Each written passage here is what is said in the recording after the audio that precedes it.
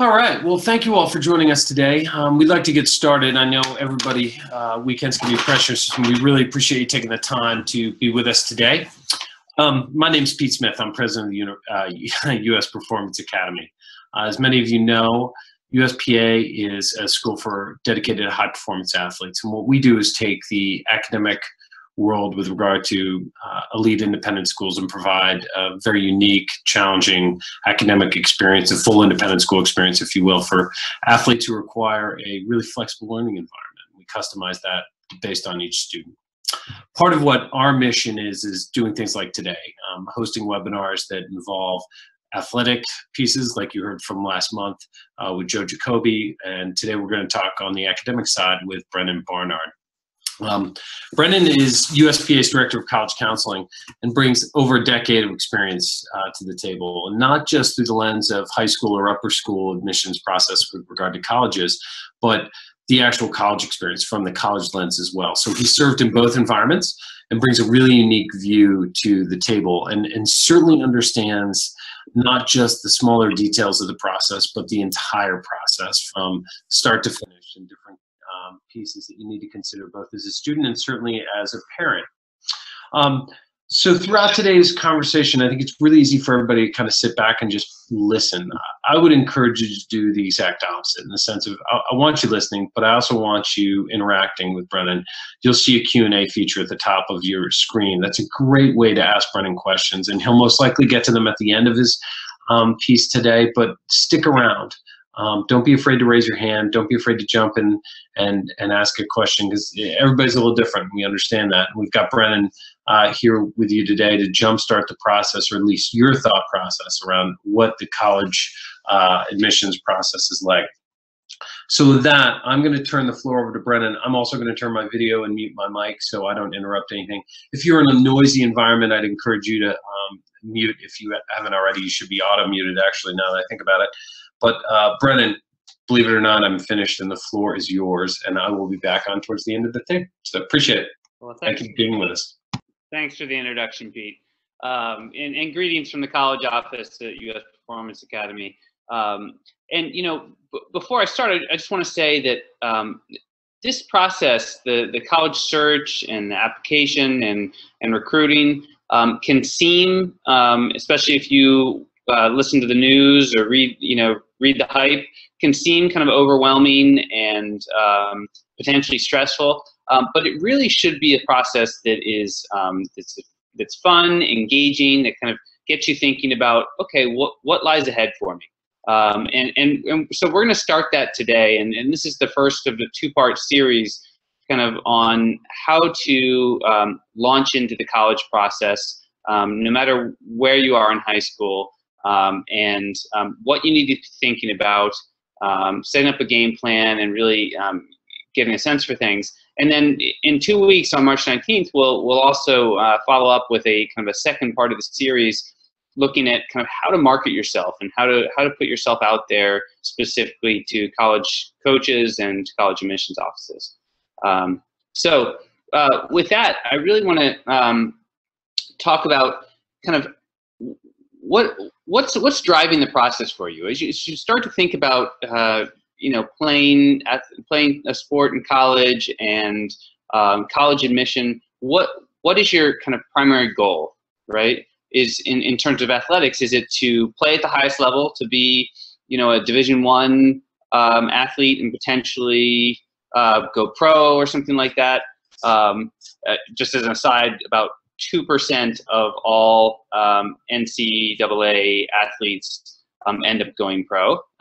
But if that's your goal, especially given your athletic performance up to date, then that's something to be thinking about. Are you in the college process and recruitment process just to find a school where you can continue to compete in your sport? Is that the most important thing to you? Or are you in this to kind of use your sport to increase your chance of admission? Or, ideally, are you in it to help pay for college, right? So NCAA Division I and II athletes can qualify for athletic scholarships, and about 150,000 students a year get some piece of, I think it's $2.7 billion in merit scholarship money out there. That being said, it's not an easy road to get those scholarships, but if you're at the top of your game, maybe that is your goal. And then, really know your academic profile.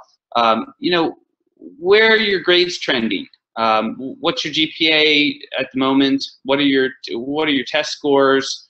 What kind of rigor are you looking for in your academic experience, both in high school and college? And then starting to get kind of an idea of, what's my criteria for college? When I set the athletic piece aside, where do I want to be? What do I hope for myself? What kind of campus do I want? What kind of programs or majors am I? Am I set on being an engineer or a psychologist? If so, I want to make sure I have schools that will honor that and where I'll be able to major in engineering. Where do I want to be in the country? Do I want to be in a city? Do I want to be in the more rural? What kind of involvement do I want to have the opportunity to have on campus? And so those are, I know that's a lot, but these are some things to start to try to get an idea for, no matter where you are in high school, as you think to the future. We often talk about kind of being a student athlete, a scholar athlete at the college level, and what does that mean, right? So it means different things for different people, and to really identify what you're hoping for in the experience of being a student athlete, it's going to be really important. The academic piece, they talk about the kind of broken arm or broken leg syndrome, right? So if you, or broken leg test, if you can't play your sport anymore, what kind of academic experience do you want to have? Or even if you can continue to play your sport, what's that mean for your college experience? Does it mean you'll be able to study abroad? If that's a important thing for you. Does it mean you'll be able to participate in internships? Or will your athletic competition and practice and participation impede that ability to do that? Do you want to get a paying job off campus? Will that sync with your participation? And so, also the social aspect of college, right? Are you really hoping to be involved in something specific in college, or join a fraternity, or join a campus group? And how will that be possible or not possible given your role as a student athlete at the college level? And that varies from division to division, right? I mean, so Division I, you might be playing your sport all year round and not have the opportunity to study abroad.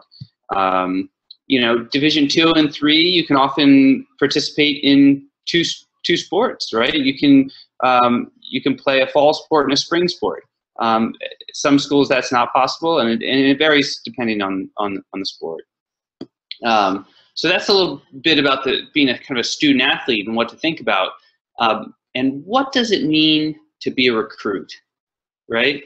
So when we often kind of throw around this term, I'm a recruited athlete, or I hope to be a recruited athlete. Well, what does that mean?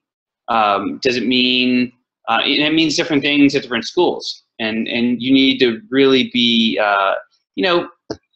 straightforward with coaches, college coaches and admissions officers about what that means at their school. So does it mean if you are admitted, separate from the athletic piece, if you're admitted to that school, that you'll have a spot on the team and that you'll be able to play there? Does it mean you'll be guaranteed admissions? Meaning, the coach has 10 spots with the admission office and can pretty much say, these are the 10 students I want this year.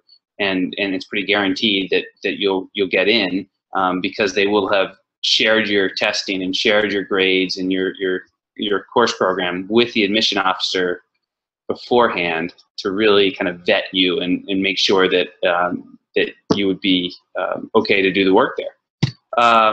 And then, you know, are you a recruited athlete, meaning that they are offering you a scholarship and saying, you know, if you come here, we can offer you, you know, $10,000 a year to be a competitive athlete.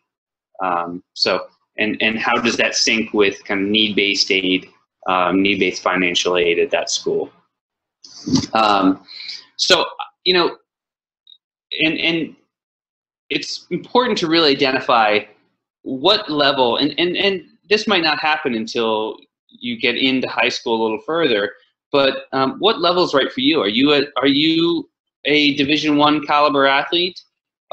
Or even if you are, do you want to play Division I? Really working with your coach, with us in our office, in the college office, with your learning coach, to really identify, okay, what division am I shooting for, and what does that mean for me moving forward? So, and at Division I and Division II in the NCAA, do you are you going to qualify as a student athlete? Are you going to meet their requirements? And that's important to, as you think of kind of your 4-year timeline. Are you going to be able to participate at that level? And so I really encourage you to get on, you see the website on your screen, and later on, or, you know, just a couple days, get on the Eligibility Center and at NCAA and explore. They have a great guide for student athletes that really breaks it down by division, and sets out kind of what are the 16 core courses that you need to fulfill in high school for the Division I and II, and so really get in there and explore that, and it also has information on contacting coaches and what the timeline is. So the NAIA, the NJCAA might apply to some of you, but it tends to be that a lot of coaches are also encouraging students who they don't feel are ready to play at the NCAA level, might go to a postgraduate year in a high school to kind of build academically and build as an athlete. And then, you know, also many schools, especially bigger schools, have really, really competitive club or JV programs where you're still traveling and playing other schools, but it's not you know, at the varsity level. So really determining with your coach kind of where am I, and what am I shooting for, and where am I going to be competitive in the scheme of things. So let's really kind of look at this from a 4-year timeline, and depending where you are, this will kind of, you'll be able to get a sense for things.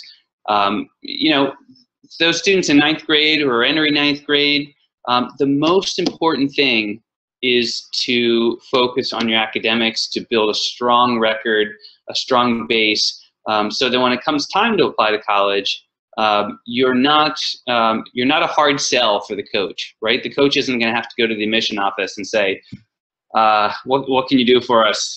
You know, I know this student's a little below our profile, but can we get him in? Can we get her in? And so not only for your own benefit, academically and intellectually, but also for the college recruiting process, really important just to build that firm base. And also start to get a sense, as we talked about earlier, start to get a sense for what schools, what kind of colleges are going to appeal to me. What's my criteria? And this is going to change over time potentially. But as you travel with family, as you are on campuses for competitions, as you travel to different areas, go walk around college campuses and start to get a sense for kind of the size of a campus and the culture on campus. You know, just aesthetically, what are you looking for? Do you want the traditional kind of red brick campus, or do you want a campus that's really, you know, in the heart of a city and that kind of thing? So that's something to really kind of start to get a sense for, and everybody will be on kind of a different timeline. And then like I said, with an NCAA, get on the website, look at eligibility requirements. You know, the 4-year timeline, the 4-year clock starts the beginning of your 9th grade year, and you need to have fulfilled those requirements and be qualified by 4 years from the beginning of your freshman year. So working with your learning coach to look at that timeline, look at the different stresses on your time in terms of competition and your athletics, and how are you going to fulfill that in due time. And then again, I mean, develop as an athlete, right? And go to the athletic camps during the summer, attend showcases, start to get in front of some college coaches, and really build that aspect of your kind of portfolio, if you will. As you get into sophomore year, again, that strong academic base, and that you'll see that trend over all 4 years, because it's really important. But at sophomore year, we really recommend that students sit for the PSAT for the first time, and it's the preliminary SAT, the first standardized test that you can take and you can take it as a sophomore, which is what we usually recommend, because it starts to get you familiar with those tests and just get some practice. Those tests aren't recorded for colleges; they're not sent to colleges.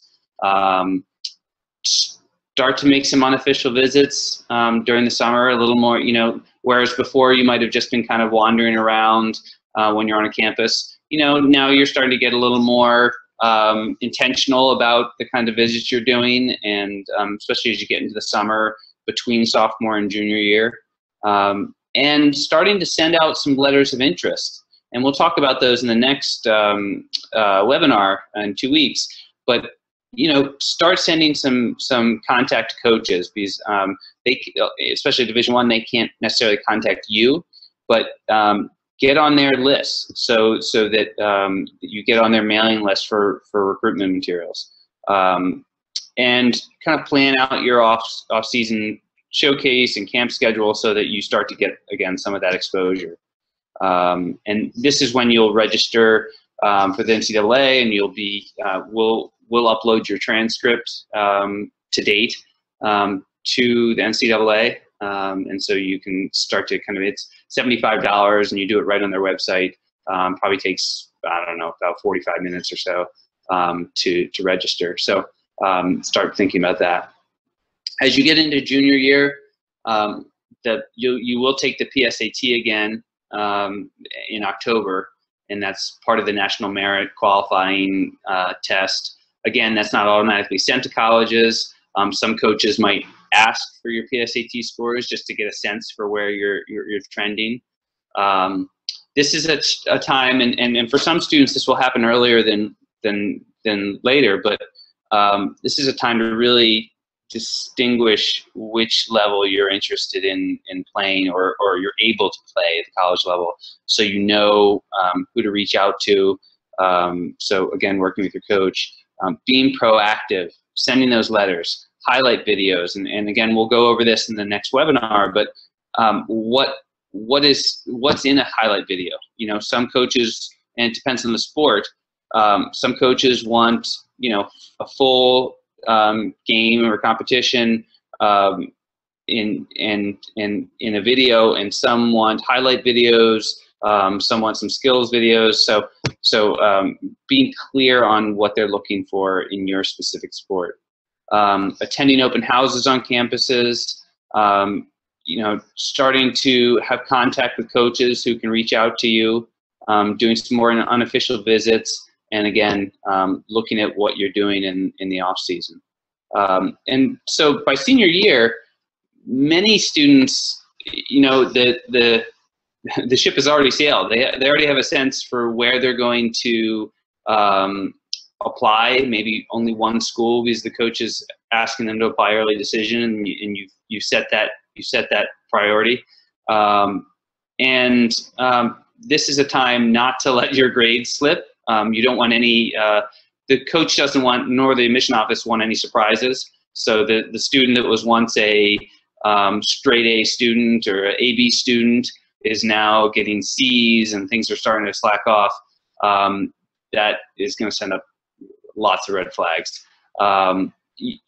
You'll start your applications, and we're here, of course, to support you and all along the way, but especially as you write your essays and reach out for recommendations and start your applications.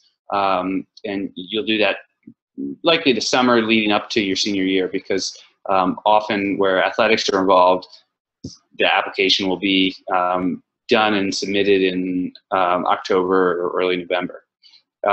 Starting the July 1st of your following your junior year, the colleges coaches can start to contact you in Division I. And again, this is all outlined on the student athlete guide on NCAA. But the coaches can start to call you. You can go for 5 official paid recruiting visits. So that's 1 per college. You can't go to 5 at one college, but you can go to 5, no more than that, paid recruiting visits. You can make visits on your own at any time on your own dime, but those are limited to 5 official visits. And then completing financial aid forms again and applications earlier in the year. And the financial aid process has also been changing over the last couple of years. And in this coming year, they'll be using tax returns from the previous year, so that can be filed earlier, and you can have a sense for where you'll be kind of trending in terms of ability to get some need-based financial aid. So that gives you kind of an idea of where you need to be, the issues you need to be thinking about at each grade level. What I'd really like to do now is just take some questions. If you have any questions that have come up that are really kind of on your mind, I'd love to hear some questions. And you can go to the Q&A portion and ask questions, and I'll check on here and see what we have coming up. And shortly, Pete Smith, the president of USPA, will be joining us to also. There he is. I didn't go far. So just looking at the questions, and thank you for some of these. So the first question is, how early is too early to begin the college search? And that's a great question. That's a great question. You know, I've had parents ask me, you know, my students in 7th grade or my students in 5th grade is, you know, what's too early? And I guess my answer to that is, first of all, where athletics are involved, it's often earlier than a lot of your peer group might be considering college and thinking about those issues. Secondly, I think it's really important that students, the parents and coaches kind of meet students where they are, right? So if you start talking about college too early and the student's just really not there, one, you kind of rob them of their childhood, right? And 2, they might just not be able to articulate for themselves or for you what they're hoping for, and it's going to shift over time. That being said, some students are really focused on it early on, and that's great, and you should meet their excitement at that point and encourage them, you know, to explore without making every conversation about college and every choice and decision about college, but thinking, and that's why we kind of put the 4-year timeline out there, thinking thoughtfully about the issues that you need to be considering as you move through it. So hopefully that answers your question. Just looking. Okay, so here's another good question, a little more specific. So for many students, they've maybe been at a number of different high schools, right? So they joined U.S. Performance Academy in their junior year or their sophomore year, and kind of how does that play out in the college process? First of all, most importantly to know is that you'll have to get your transcript uploaded to NCAA from each high school you've been at. So every high school since ninth grade will need to be reported on NCAA. It's really, in terms of college recruiting, it's not a big issue if you've been at another high school before, because what's important is the potential you've shown, your communication about kind of any changes that have happened within your education, and that's why we're here, to really help you put that forward to colleges, put your best foot forward, and having them understand and see the amazing kind of power of not only your athletic performance, but what you've done academically, and what being at USPA has allowed you to really accomplish, both intellectually and athletically. And here's one maybe for Pete to address, but this question is, how many students do you have from Europe, and how long do they study at USPA in general? Actually, we have, let's see, we've had a couple out of country students, not necessarily Europe or international students, I should say. They've started with us as early as 8th grade, and some have come in for their final year. And it just really, a lot of those decisions for those families were based around, in some cases, the flexibility was a real issue for them. They were traveling everywhere and chose to go elsewhere, or chose to come with us because basically the fit just wasn't there. We had one young lady who just qualified for the Olympics. We're really excited about that aspect, and she's been with us for her senior year. So there's a wide variety of students from all over the world, which makes it really, really fun, for sure. Yeah, and that's a great point. And I worked with a young woman this year who is applying to many schools from Bermuda, and is applying to many schools in the UCAS system in the UK. And so we're really well versed in kind of how to help students connect with those schools and apply to those schools, because it does have a different kind of timeline and application process than the US schools.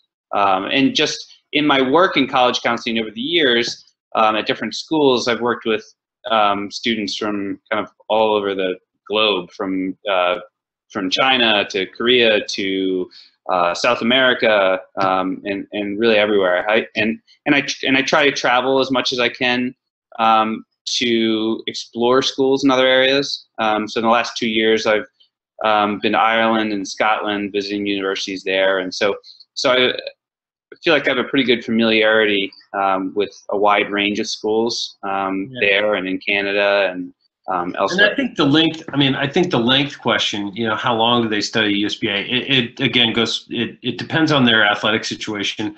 A lot of families really feel like starting with us earlier, for example, the middle schooler I mentioned, is better.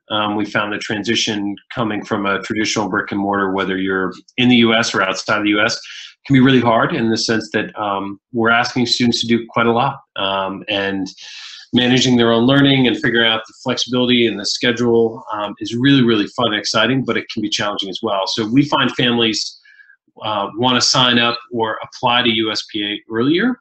It allows their students to get into the school earlier.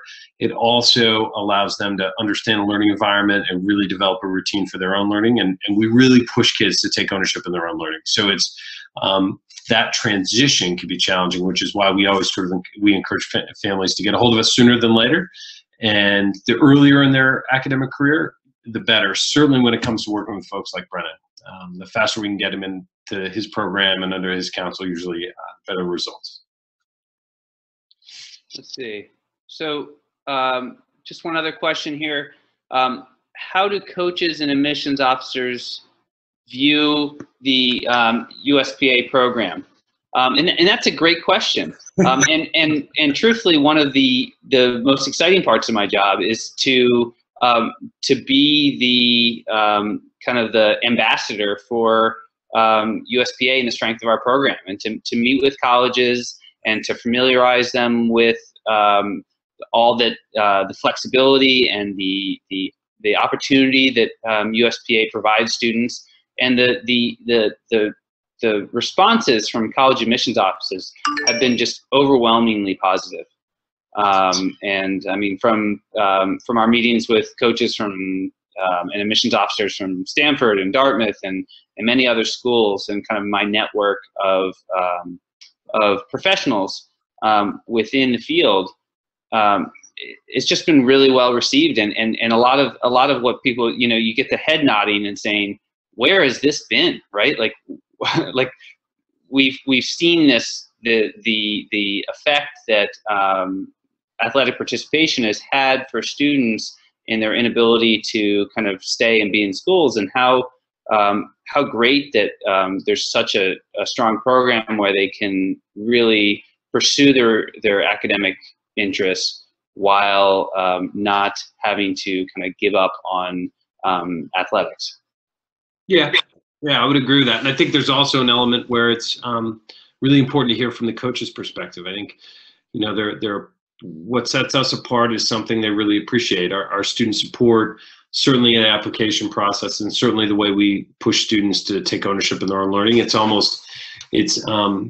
as one coach said to me, it used to be so hard to get kids to travel for competition because of school absences, and the schools, sort of that shunning, like you're going to be cast out. And he said, it's so nice to have a school that's actually applauding. In our eyes, it's those experiences are what, you learn from, along with all the academics that we're going to ask you to do. But those experiences are really important and really, really neat, and certainly worthwhile celebrating versus sort of pushing away. So their response has been overwhelmingly positive to the point where I, frankly, I'm surprised. And it's been exciting for us, certainly, to have the next level validate what we're doing, and we're looking forward to continuing to build those relationships. So, great question, really good question. Others out there, are we all set, Brennan? It looks like we're all set, but I hope you all will join us in 2 weeks on March 19th for the next webinar, and we'll really be kind of digging deeper and talking about, okay, now what? So I've identified this, I know my timeline, and how do I put my best foot forward? So we'll hope you'll join us, and thanks for joining us today, and enjoy your weekend, and we'll talk to you soon. And Brennan, thank you for being here. And if anybody has any questions in the meantime, feel free. You can go to the website. There's somebody standing by there as well. You can also reach out to me directly at pete.smith@gouspa.org. All that information is on our website. We understand it's a huge decision. Part of what we do is integrate the athletics and the academics, and you heard the academics aside, as I mentioned today, and we'll be continuing these series throughout the year. So hope everybody has a great weekend. Thank you again for joining us on a busy Saturday, and have a great day.